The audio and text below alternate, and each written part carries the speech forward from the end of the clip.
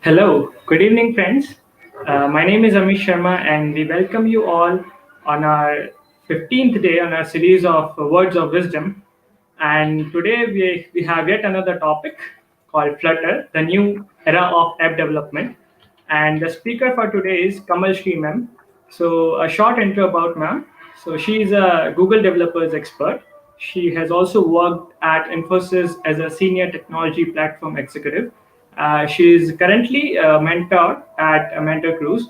So we welcome you, ma'am, on our stream, and the whole team of Code Warriors. We are really pleased to have you on our stream. We are looking forward for the session. So over to you, ma'am. Thanks, Amish. Thanks for that quick introduction and thanks, Code Warrior, for it. And looking forward for this session. So let me get started. Thank you.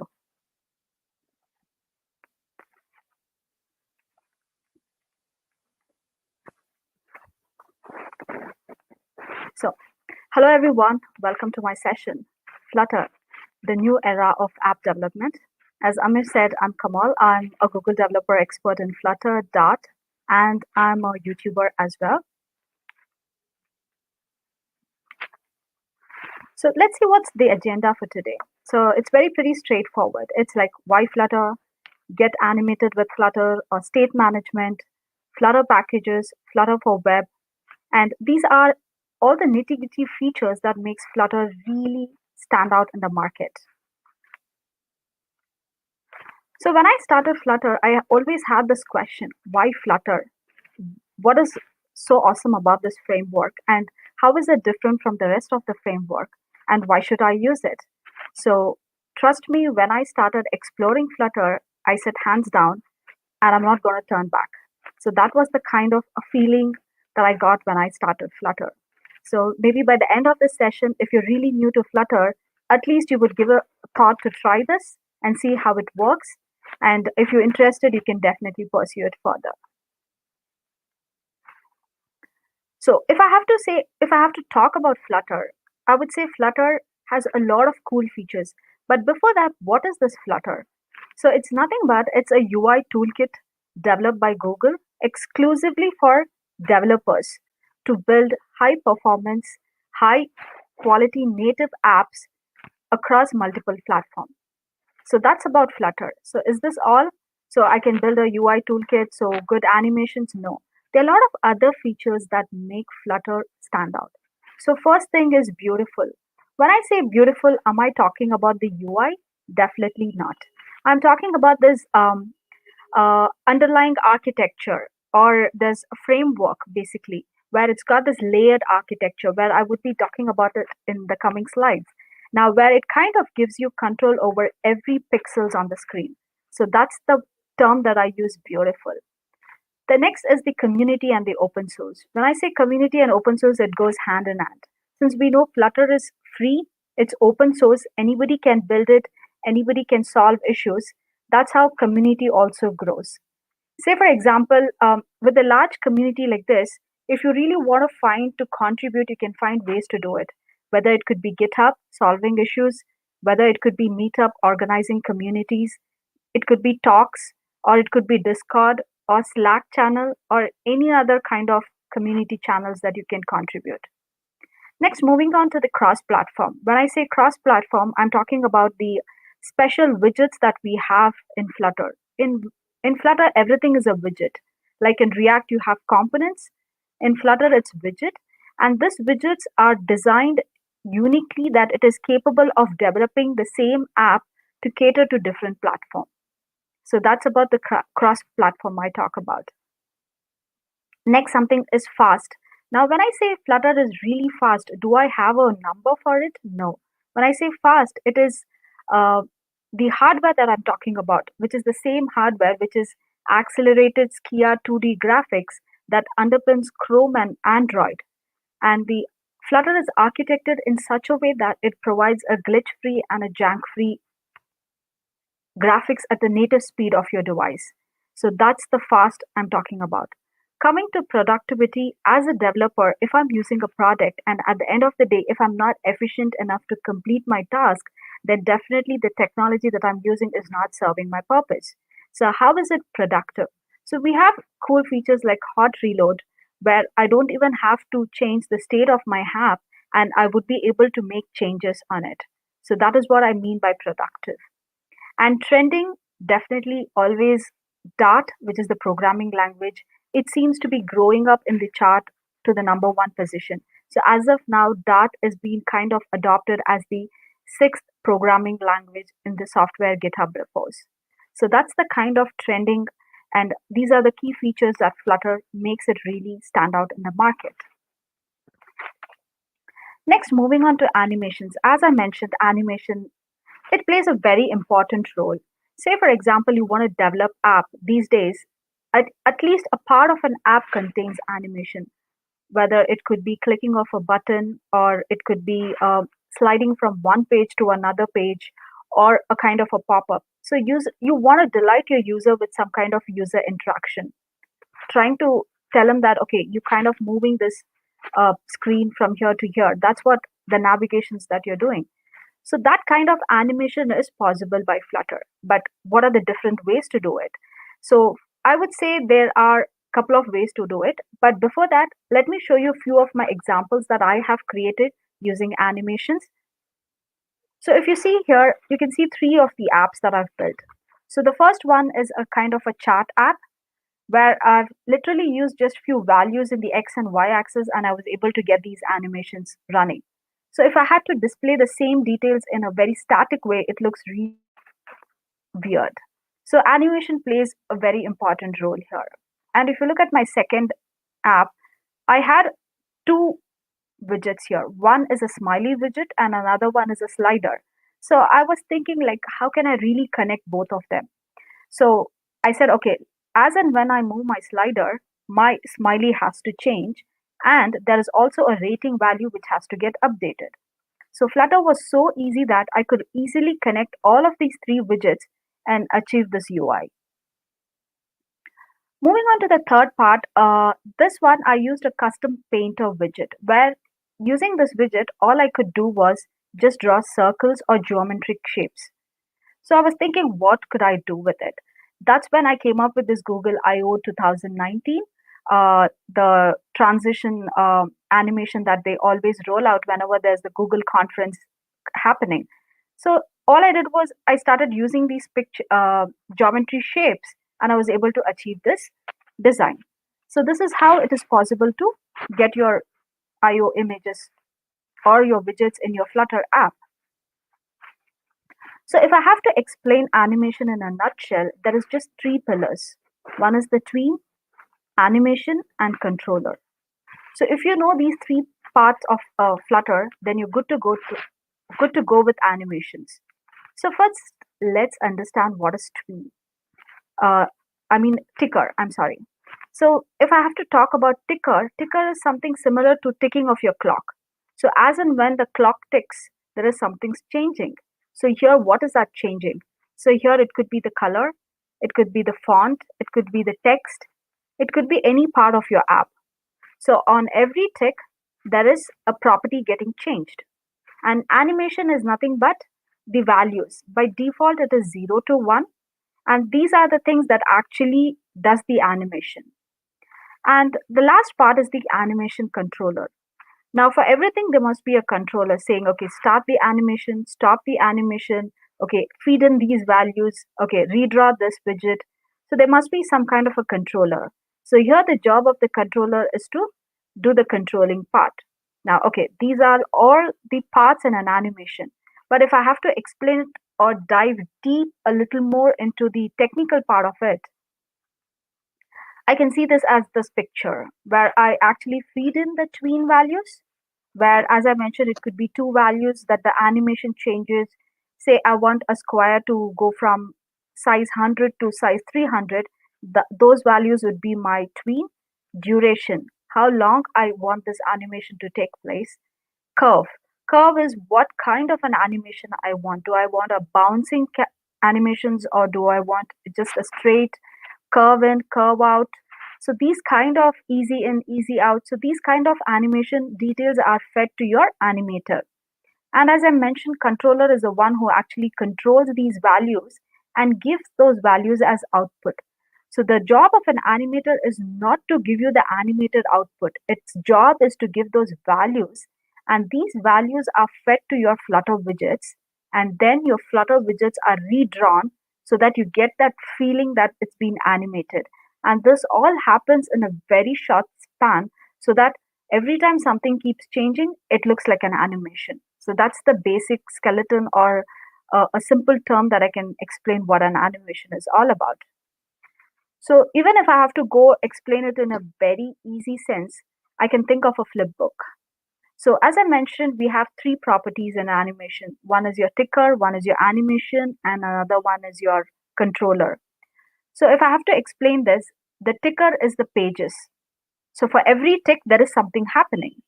And the pictures that you see on every pages are your animation values.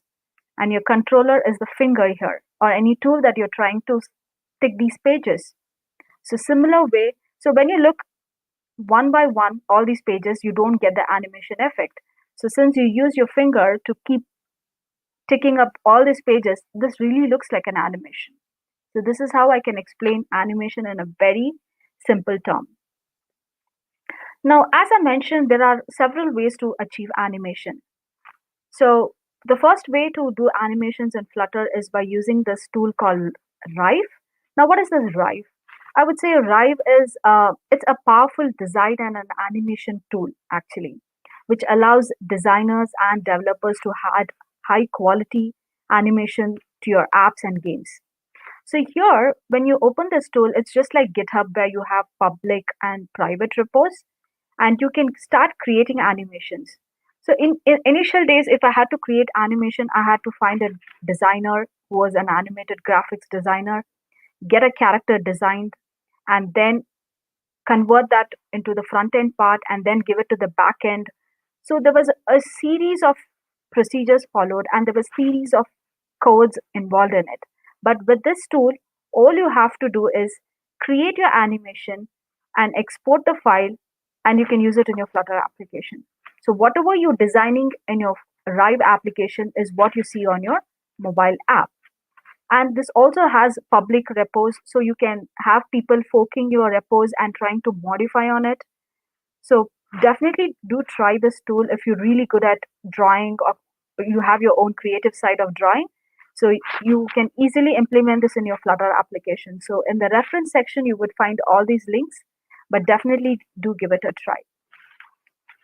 Another thing is, say for example, you say, Kamal, you know what, I'm not really good at drawing, but I want to use animations in Flutter. How do I do it? So definitely there are other ways as well. One is animation packages. So we have these ready-made animations packages built by developers like you and me, who have created these third-party plugins. So all you have to do is just go, grab the plugin details, and use it in your Flutter application. So you add these details of the packages in your PubSpec YAML file. That is a kind of a repository file where you add all your details of your project, and then you can connect that to your front end, which is your Dart applications, and you get to use these packages. So you don't have to do all the artwork. Everything is being done by someone else. All you have to do is just get them implemented. So first one is Rive.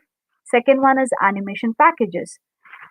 So these are the multiple ways of doing it. There is also another way not to add animations, but a little more easier way to add your design. Say you might say, Kamal, you know what, I'm from a UI UX background and I've been creating designs using Adobe XD. So is there a way to do it? Definitely there is, because this year we got this release. So all you have to do is you have this Adobe XD Studio. So you have a plugin called XD to Flutter. So as I highlight here, so get this plugin installed, and whatever design you have been designed using XD, just get it to the mainframe and just set your path. So create a Flutter project, set your path, set an images path, because all the images that you kind of going to be to drawing here has to be sent to the Flutter project. And then just give a name and then say export all images or export all widgets depending on your use case. The moment you do this, all the images gets exported here and the code is auto generated for you. So if I had to do this design in Flutter as a beginner, trust me, it would take days for me to get this kind of a crispy effect. But if I have this plugin and if I'm really good at getting these kind of designs, then all I need is just one or two or maximum three clicks and I'm able to get this entire code. You can see that how it generates the code automatically with the colors, home, production, product info, everything.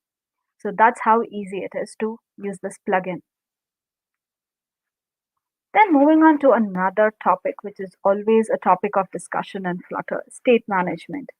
So whenever I go to any of the conferences, people first ask me, Kamal, could you tell me what is the best state management or how do I start using state management? Any recommendations on it? Because I see people get really overwhelmed with this topic and they get so confused and they get completely lost in it. So at the end of the day, they really don't know still what state management to use. So I would say that there is no good or bad state management. So first, let's understand what the state management is, and then I'll explain you how you can really choose a best or a better one. So if I have to talk about state management as a beginner, or if you're a Flutter developer, I would say a state management is nothing but when the state of your app changes, you change the state. That triggers and redraws your user interface. So in Flutter, whenever there is a state changing, say for example, there's a counter app, you click on the button and the counter value increases. So if your counter value is increasing, that means your UI is getting redrawn. So Flutter is declarative. This means that the Flutter builds its user interface to reflect the current state of the app. So it's like calling this function. So if you remember this formula, it's nothing but it's kind of calling this function with state as the input and the UI rebuilds from scratch. So whenever you call this function, the state as the input and the UI as the return value. So this is what the state management or set state is all about, I would say. And Flutter keeps calling this function whenever you rebuild the app. So you must have heard in Flutter, we are kind of rebuilding the app, we are rebuilding the app. So this is what exactly happens in the background when you say you're rebuilding the app. So yeah, so we got the basic understanding of what this is all about. Now we have tons of state management and techniques in the market. So we have set state, we have MVC, we have block, we have scope model. So we have MobX, Redux, and the latest one is the river pod. Now, if you ask me, Kamal, there's so many. How do I really try which one is good? You know what I would say? Just try it first. Give it a try. Take a very simple example. Take a counter app, which is already built by the Flutter team when you create a project for the first time. So take that app, try building it on block. See if you really understand it. Try it with set state. Try it with Redux, MobX, Riverpod. Try it with provider. See how different it is. So unless you try, you will not understand which is the better one, or you won't be in a position to gauge which one is the better state management as such. So if I have to explain someone, I always use very real-time examples, like the ice cream flavors. So whenever I go to an ice cream parlor, always I'm kind of confused which ice cream to try for because there would be tons of flavors. So what I do is either I check for the person who's actually serving the ice cream. I ask him, okay, today what's the flavor of the day, or what do you think is kind of going really fast? Or I would do a taste test. I would ask him, can I really taste these and see what my palate really likes it? So if I say, okay, today my palate really is looking for something on chocolate chip, I would definitely go for it. So similar way, if I have to try a state management or know which one is a good or bad, I have to try it first. Select a flavor, try it, and then start using it. So similar way, choose a state management. Understand what are its pros, cons, when can I use it, and then start using it in your project. So that's how you can judge which is a best or a good state management is. Because I've seen a lot of people talking about, okay, you know what, block is the best and everybody has to use it. Definitely, block is the best. Provider is also best, but it totally depends on your usage. Because, say, for example, if I'm using a simple counter app, and if I'm going to use block, the boilerplate used for the block is in fact more than the app used for the set counter itself. So, why would I go for those kind of state management? I can simply manage with a set state itself. So understand your project requirement, see if it really works out for that particular project, and then start using it. So that's how I would decide. So there are few key factors or points that you have to remember while you're using a state management. Are you going to reuse the code a lot of times, or does it affect your performance? And see if your business logic and your presentation logic is kind of separated, and how flexible it is. So you need to see these kind of properties before judging a particular state management. And also, there are certain chances that you might be comfortable with a particular state management, but you can't stick to that throughout your life as a Flutter developer. You have to be flexible enough to get yourself adaptable to the one that the company is using. Say you're very good at provider and your company has already started working with a project and they're using kind of block, you can't say that, no, you know what, I'm really comfortable with block and it's the best in the market, and start using block. No, you have to learn provider. Maybe that project really needs provider and it's working for it. So understand and gauge these kind of consequences and then start working on the state management. So, in the nutshell, again, if I have to talk about state management, all I say is understand your requirement.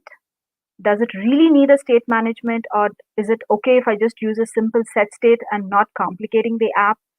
Set a goal and expectations. What is this project really expecting out of me?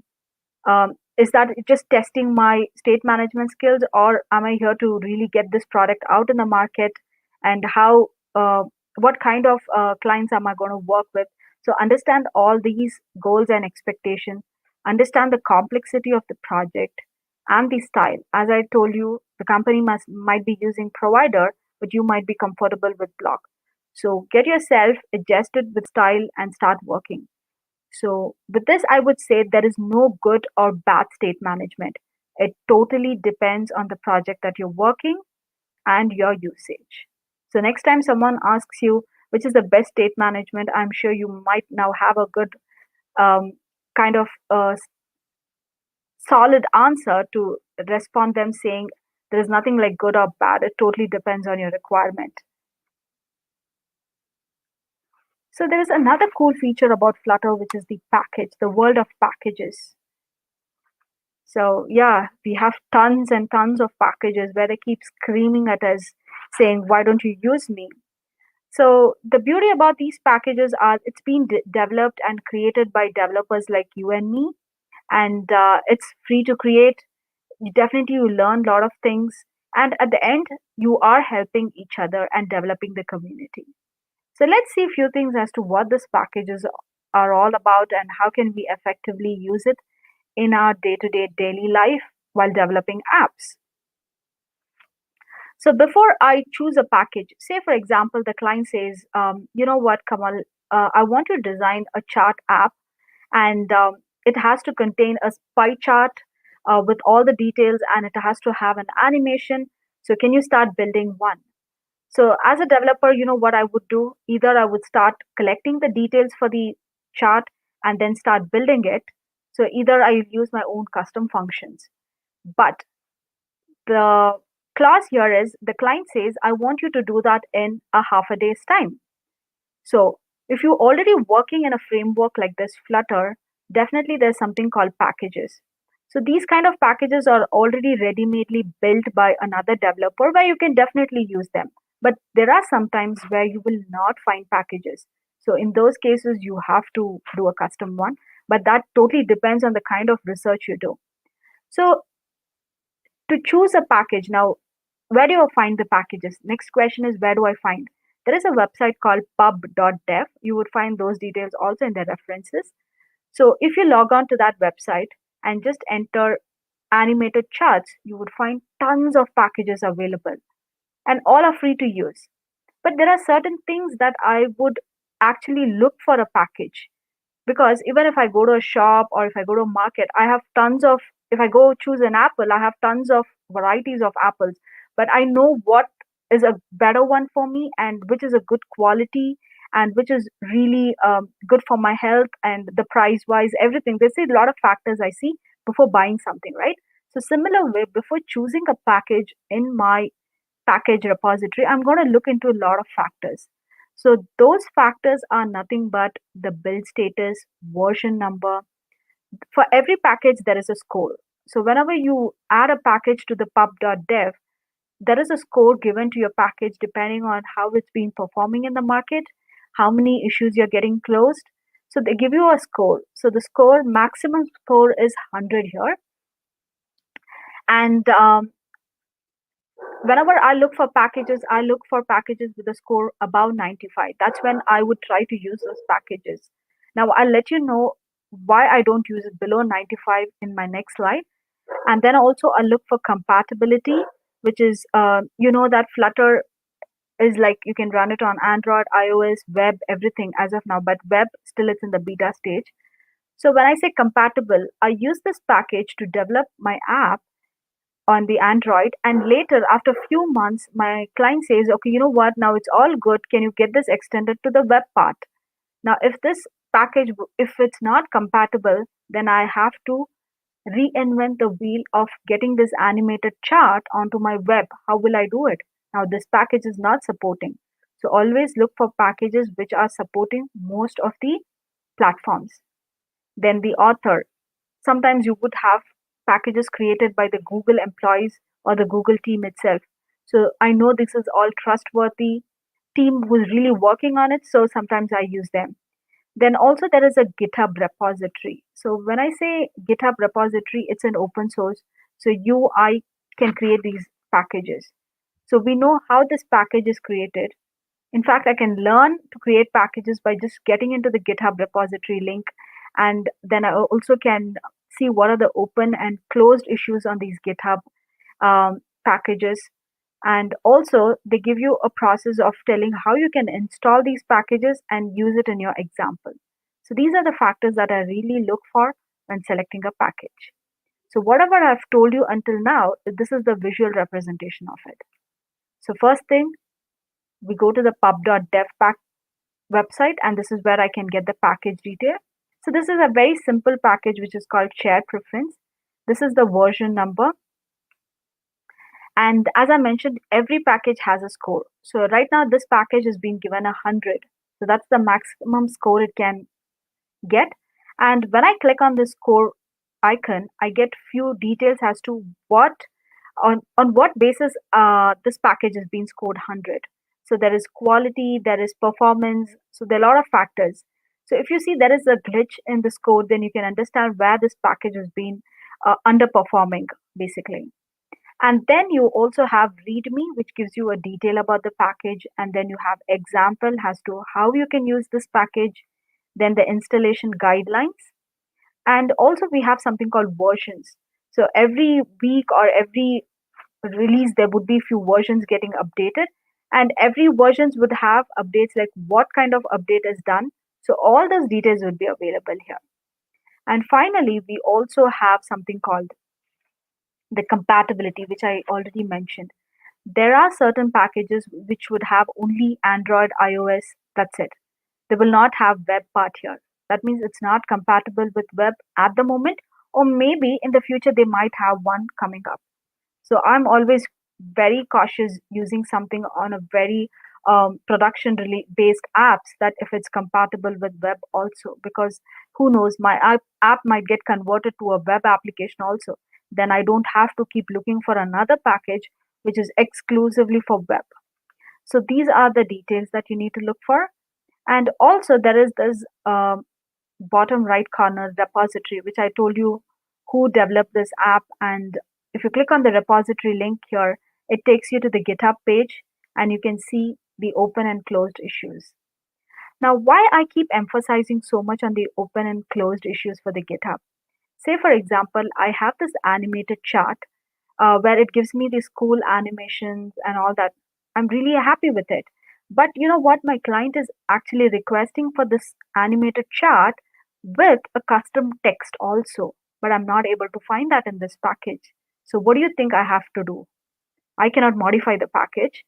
Do you want me to merge two packages here? Definitely not. Or do you want me to create a new package? That is also not a possible option. So what we could do in this scenario is go to this repository part, contact the owner, check the open and closed issues. If there is someone who's already raised an open issue to get a similar effect, that is custom text. So if there is someone already working, you can get in touch with them, check with the updates, and then work on your project accordingly.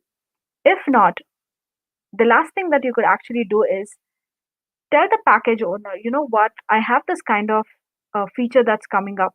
Can I collaborate with you and start working on it? Because as I've told you, Flutter is open source, it's free, and it's a good way of learning things. So why not do it? So you have something that you would like to add to this particular package, you can definitely do it. So that's the beauty about this package, where it's also giving us, at the same time, we can also give it back to the packages and give it back to the community. And finally, you have this logo which says Flutter favorite. That means it's been nominated as the favorite package where it's been used by most of the Flutter developers here. So these are the couple of examples of mine which I've created using the packages. Now, the first one being the flip card, the one here. So I found this package on the pub.dev where all I could do was a simple flip card, and I was thinking what UI to use. So I thought of an kind of an business card where I can give the details and the Twitter details. So this is a simple package. I did not do anything complicated. So similar way, this is a slider package, and these are the star icons which I had. So as and when I slide, I'm kind of increasing my rate value, and at the same time, I'm getting a rating. So if I have to develop an app at this generation, and I want some kind of interactivity. Say, for example, I'm creating an attendance app or some kind of an event that I've attended, and there is this feedback form. Would you think I would go using the old school style by writing a text saying, yeah, this was really good, or giving it a thumbs up or thumbs down? Definitely not. I would look for something very interactive like this, where I'm easily able to slide in the slider and give stars and then click on submit, because it's saving time, it's delighting my users, and at the same time, the client is also happy with the kind of feedback he's getting.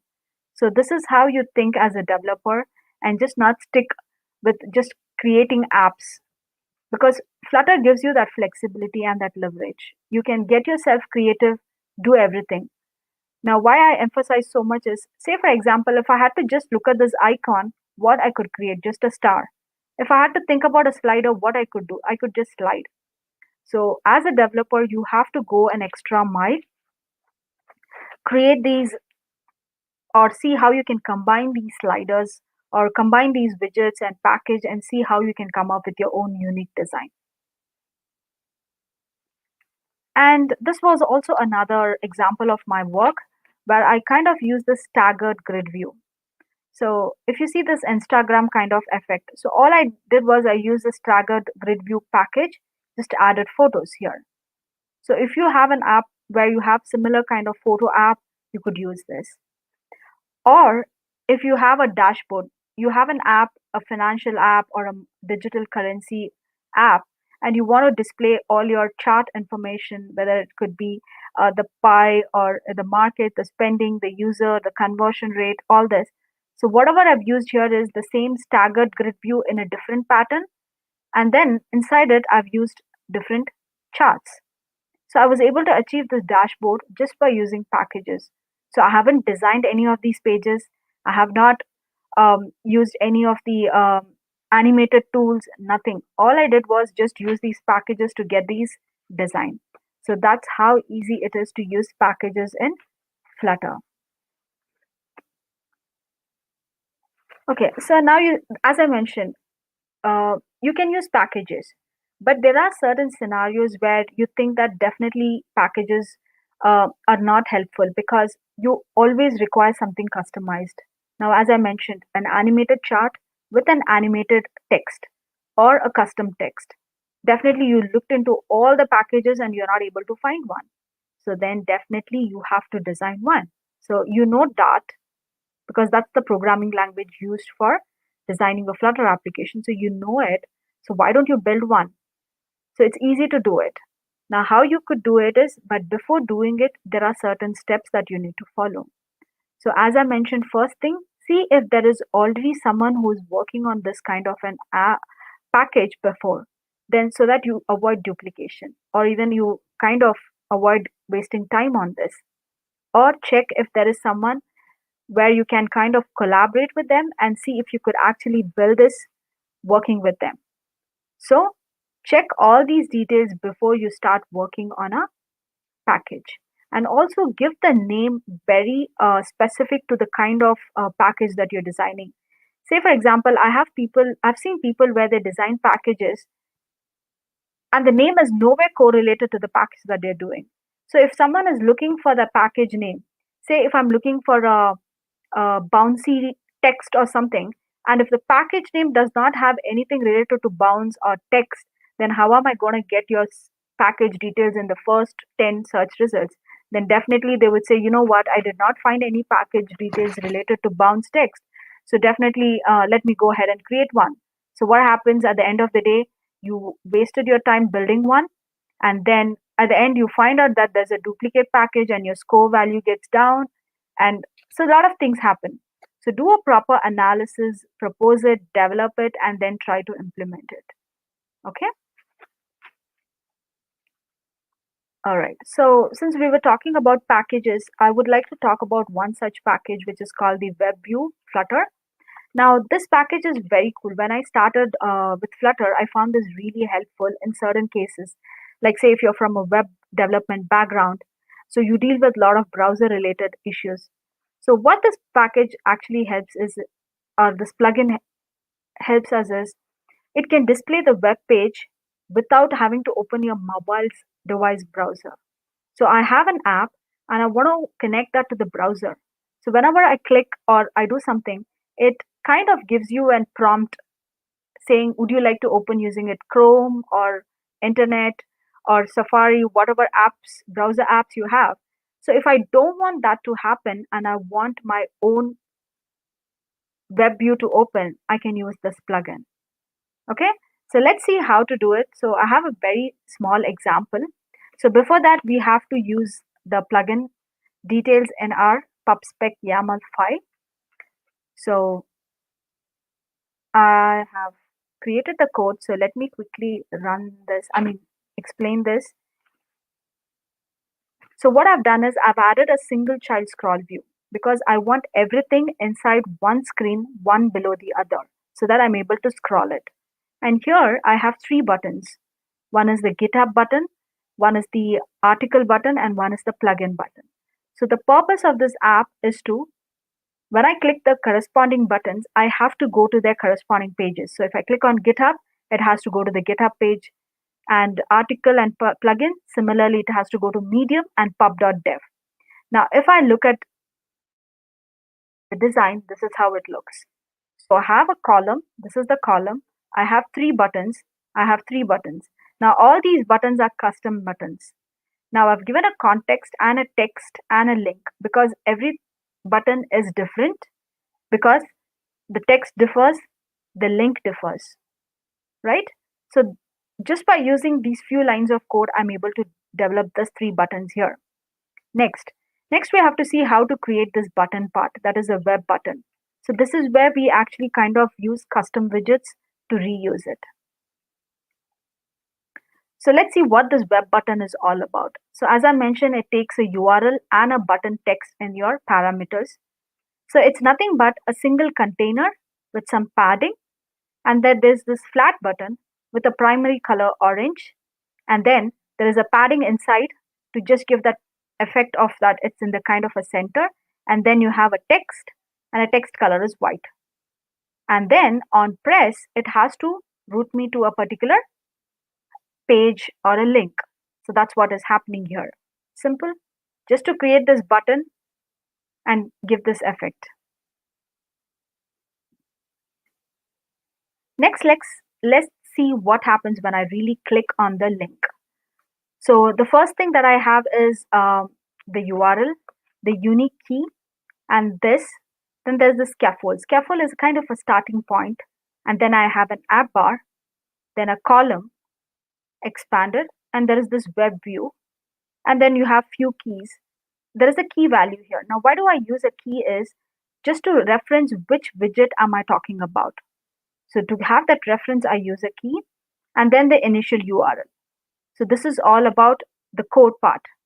So when I have these three buttons and I have Medium, Plugin, GitHub, so when I click on Medium, it routes me to that particular Medium page in the same app. So I'm not going to the browser here, which is exclusively to the browsers that is available in the phone app. So if I click on the GitHub, it takes me to the GitHub page. And if I click on the plugin, it takes me to the plugin page. So this is how efficiently I can use this plugin. Now, if I have to say a very important cool feature about this plugin is, say if you're from a web background and you have developed a particular functionality on your website, say it could be a payment or it could be a cool dashboard and all that. And if you'd like to implement that in Flutter, you can just use this plugin and you're good to go. So you don't have to recreate the entire thing in your application. So that's the best way that I can explain this plugin to you guys. Next, moving on to Flutter for Web. Yeah, most anticipated topic where people were asking last year as to when the Flutter Web is coming, how can we start using it for web and all that. So again, Flutter, okay, yeah.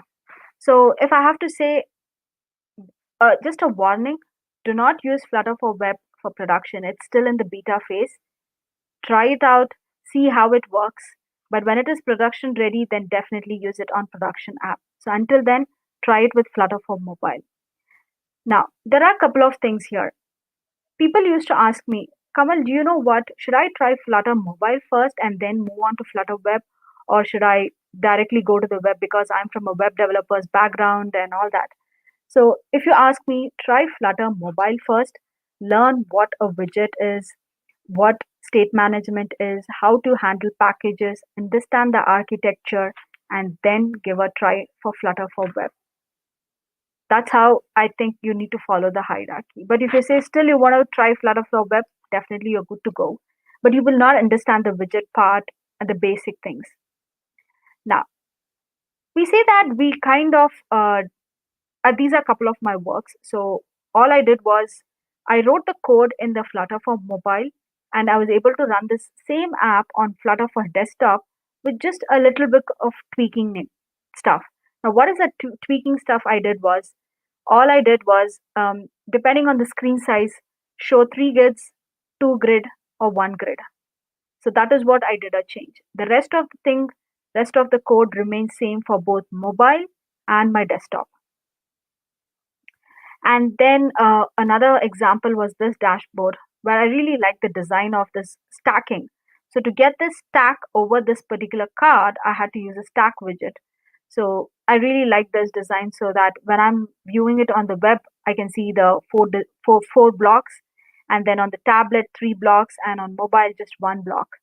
So this is also another example. And you can find all these examples on my GitHub account where you'll find the link later in the reference section.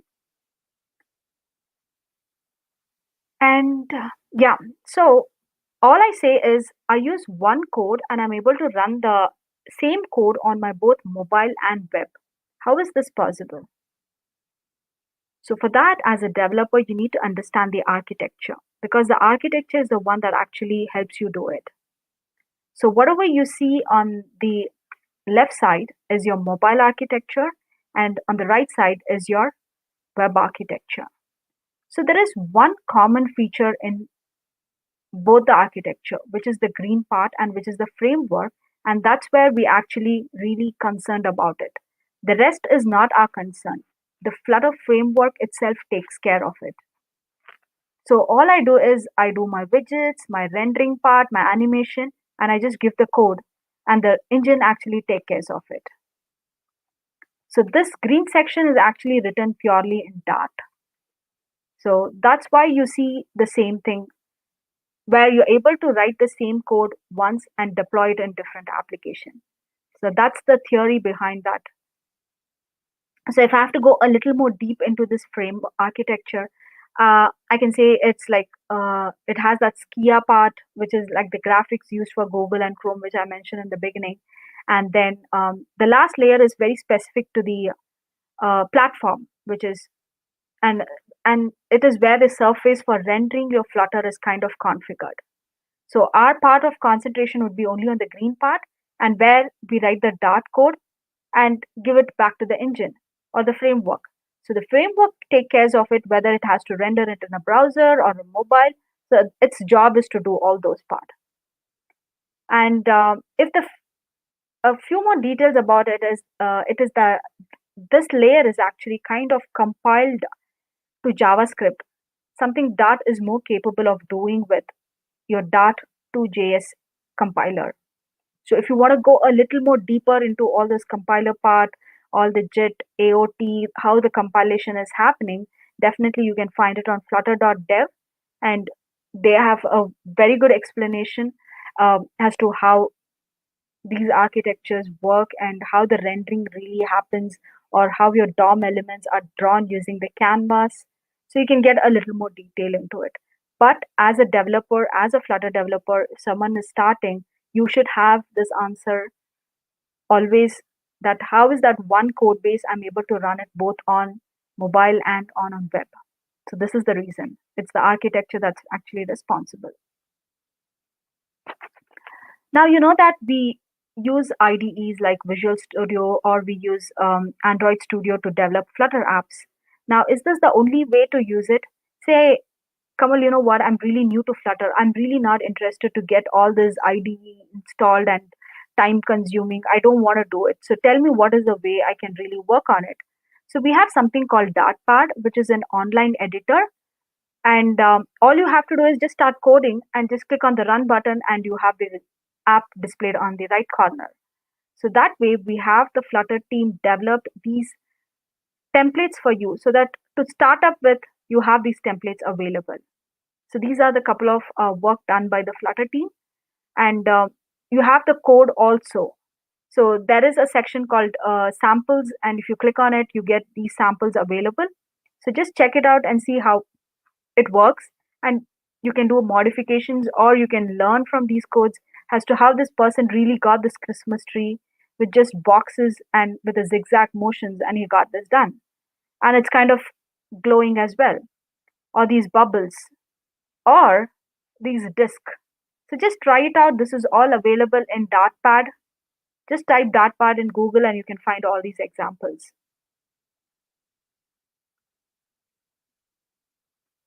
I think as a Flutter developer, you know the technology, you know how to code, you know how to write widgets, you know in and out of it.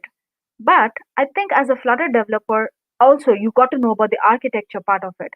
I think as a Flutter developer, you also need to go a 1 mile ahead of others, understand how your framework functions in the market.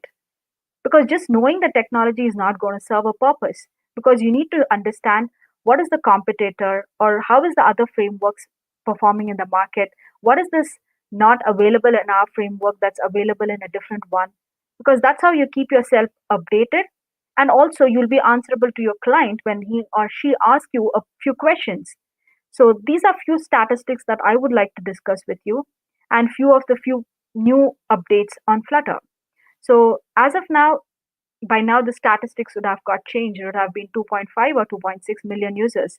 So Google says that almost 2 million users, developers are being using Flutter UI framework to develop apps, where 60% are on Windows, 27% on Mac, and 13 on Linux. Please excuse my values; it might go up and down. So this is all and kind of an um, approximate values, and I'm not exactly sure of it. And it's also, they state that 26% developers are working on enterprises, 19% are like self-employees, and 7% are designers. So these are the kind of audience or developers you have. So initially, if I had to be a software developer, I have to be from a technical background.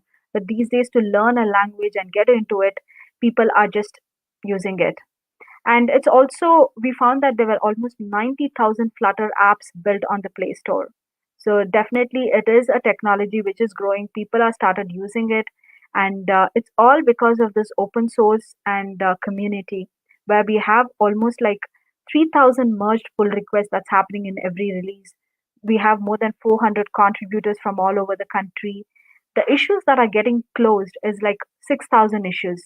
So if so many issues are getting closed, that means we are having every day some updates that's happening. Say for example, I really wanted a date picker.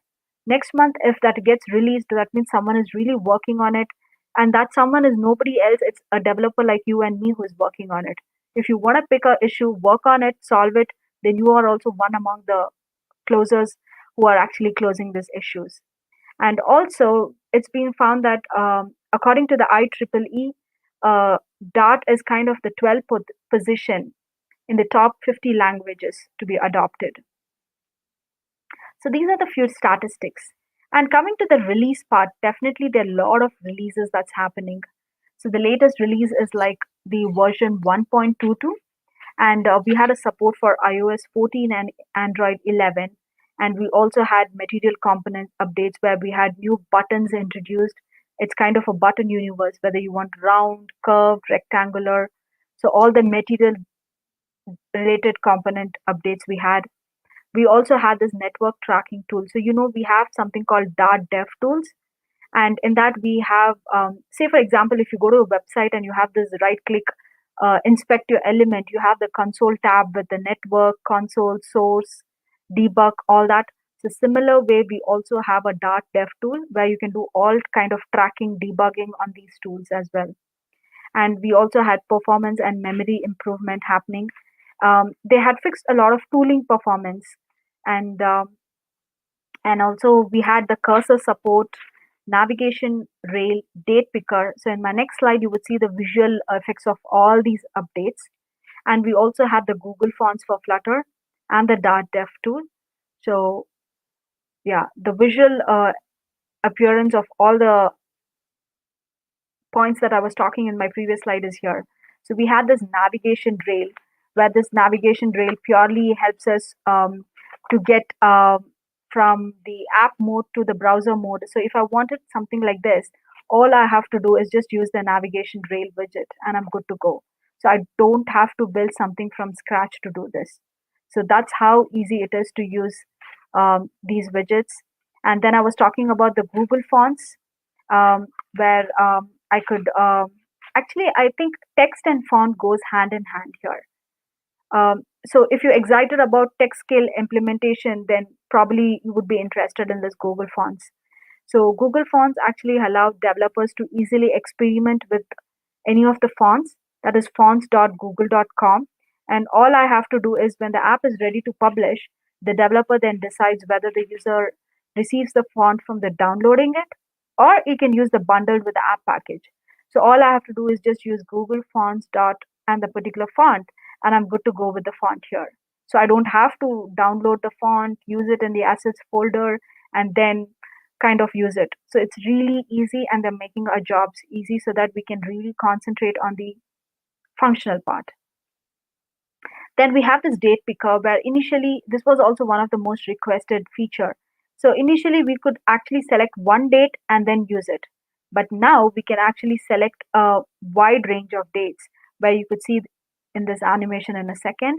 Um, so let's see that. Yeah. So yeah, so you can select a range of dates here. So that's also available here. And then we had finally this motions, the animation part. Yeah, the motion specific.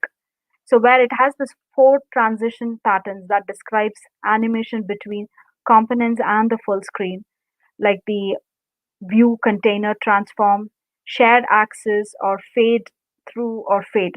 So think about all I have to do is just it's so easier to implement that I have to just drop them in your app and you can delight the user.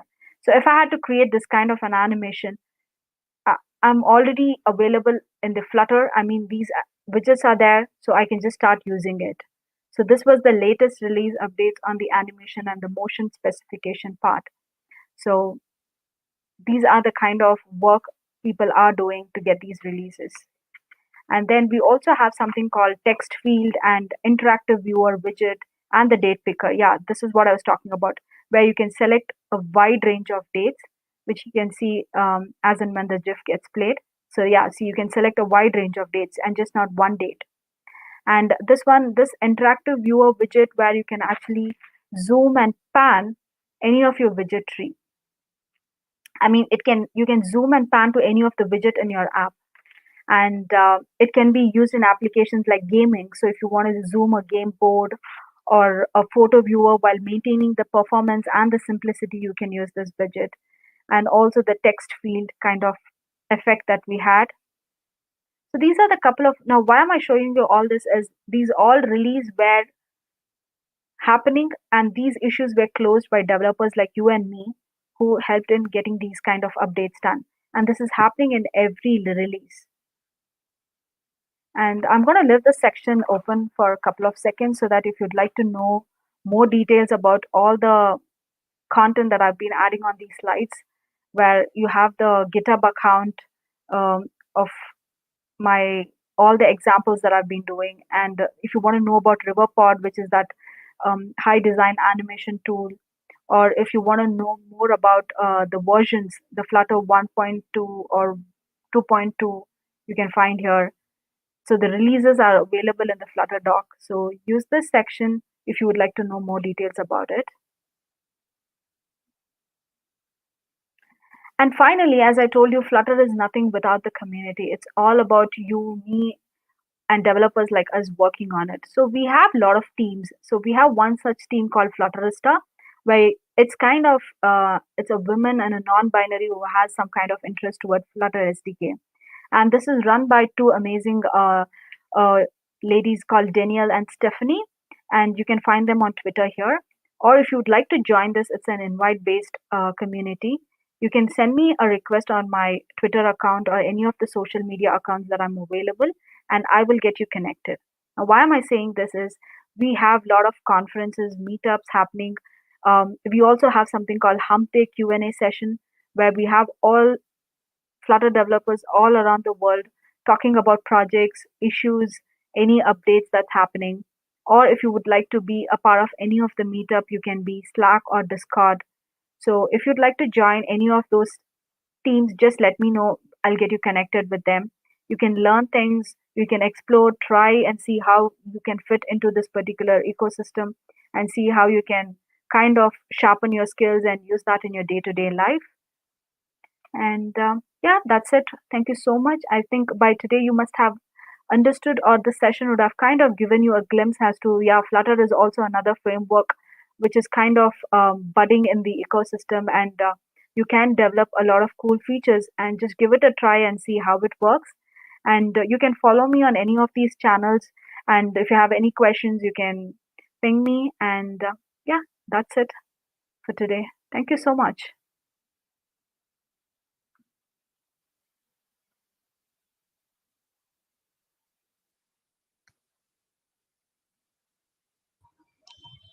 Yes. Yeah. So some questions are there. Okay.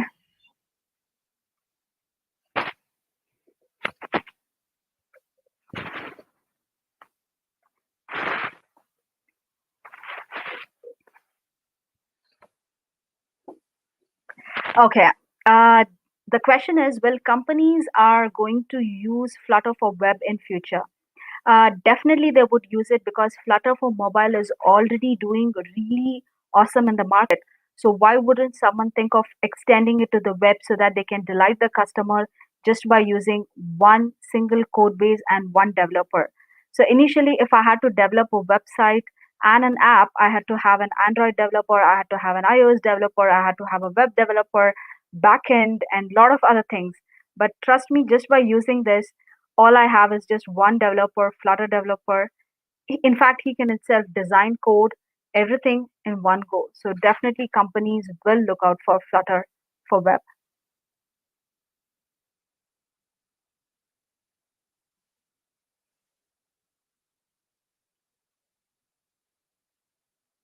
Okay, the another question is, okay, are the audience able to see the question, or should I read them? Yeah, they are able to see. Okay, fine.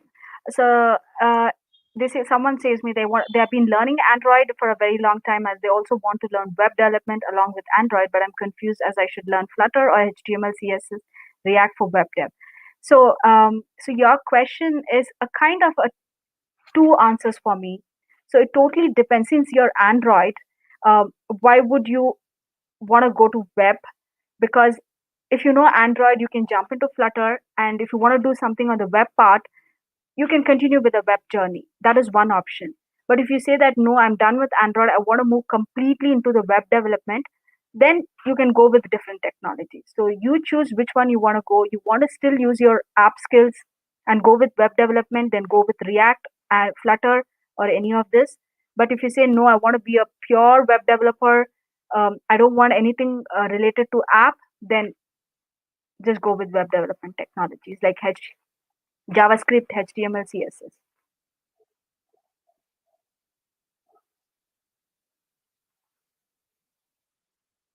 Shall I learn Android Studio or Flutter? Okay, I'm kind of confused. Okay, Android Studio is, if your question is, should I learn Android or Flutter? Then I would say Android or Flutter. It depends on what's your background. If you know few programming concepts like OOPS, give it a try. Take a simple app, just try how to do it in Android and see how to do it in Flutter. And you yourself compare it and see which one really suits your needs and how good are you at picking up things. If you're too much into Java and you like or Kotlin or something like that, go ahead with Android. But if you would like to, or if you're very new to the programming language and if you would like to try with a simple Dart, try learning Dart and then try Flutter. But if your question is about Studio or VS Code, then they're two different questions.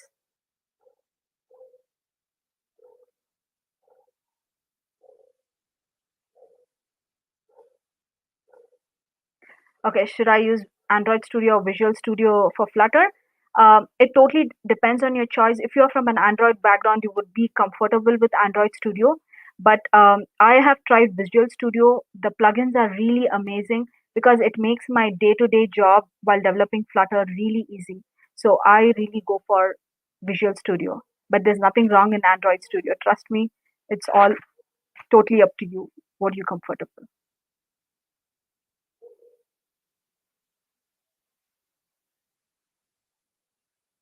Should I use Visual Studio Code? Okay, that's it.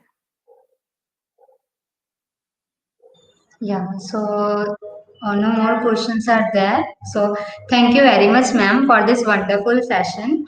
As I am also a Flutter developer, so this session was completely very nice for me. And the questions was also based on Android and Flutter. So as I have also started with Android and then jumped to Flutter, so somewhat Android background is necessary for if you are using any Android Studio ID, then it will be like extra advantage. And if based on ID, that Visual Studio and Android Studio, as I have used both, so both of them are very great for Flutter.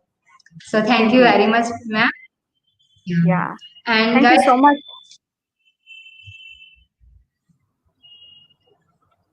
Yeah. Thank you so uh, much for inviting, and you have a great day ahead. Thank you. thank you. So, guys, we have some moderators. They will share the link in the chat box for quiz. Please attend that quiz and please share your feedback about this session so we can share that feedback with our speaker as well. So, thank you.